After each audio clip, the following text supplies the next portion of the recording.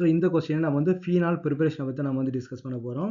இந்த கொஸ்டின் என்ன கொடுத்தோம் பார்த்தீங்கன்னா, you are given benzene concentrated sulphuric acid and NaOH.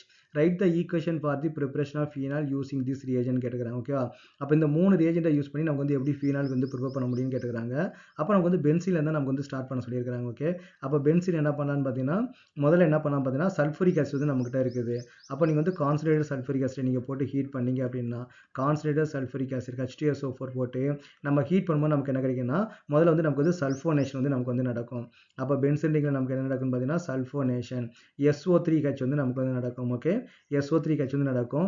Next வந்து நீங்கள் வந்து சோடியம் ஹைட்ராக்சைடு போட்டு நீங்கள் வந்து ஹீட் பண்ணணும். ரொம்ப ஹை டெம்பரேச்சர் வந்து நீங்கள் வந்து ஹீட் பண்ணணும். ஓகே, ஆல்மோஸ்ட் வந்து பார்த்தீங்கன்னா 523 கெல்வின், ஆல்மோஸ்ட் பார்த்தீங்கன்னா 300 டிகிரி சென்டிகிரேட். 523 கெல்வின் வந்து நீங்கள் ஹீட் பண்ணும்போது நமக்கு என்ன கிடைக்குன்னா, ஃபீனால் வந்து நமக்கு வந்து கிடைக்கும். ஆனால் ஃபீனால் வந்து நமக்கு வந்து ஆசிட், அந்த சொல்யூஷனில் NaOH வந்து இருக்குது. அப்போ நமக்கு என்ன ONA வந்து நமக்கு கிடைக்கும். அப்போ Na வந்து ப்ளஸ்ஸாக இருக்கும், O மைனஸாக வந்து இருக்கும், சால்ட்டாக வந்து நமக்கு வந்து ஃபார்ம் ஆயிருக்கும். தென் இதை வச்சு நம்ம என்ன பண்ணலாம், அசிட்டிக் ஹைட்ராலிசிஸ். அப்போ H+ வந்து பார்த்தீங்கன்னா நீங்கள் வந்து ஹைட்ராலிசிஸ் வந்து பண்ணீங்க அப்படின்னா, நம்ம வந்து ஹைட்ராலிசிஸ் பண்ணும்போது நமக்கு என்ன கிடைக்கும்னு பார்த்தீங்கன்னா, ஃபீனால் வந்து நமக்கு வந்து கிடைக்கும். ஃபீனாலும் வந்து பார்த்தீங்கன்னா மறுபடியும் NaOH வந்து நமக்கு வந்து தனியாக வந்து வந்துடும். So this is the phenol. Okay, அப்போ this the method to prepare the phenol. Okay, first நம்ம என்ன பண்ணுறோம், சல்ஃபோனேஷன் வந்து பண்ணுறோம். தென் சோடியம் ஹைட்ராக்சைடு ரியாக்ட் பண்ணும்போது சோடியம் சால்ட் வந்து நமக்கு வந்து கிடைக்குது, சோடியம் ஃபீனாக்சைடு வந்து கிடைக்குது.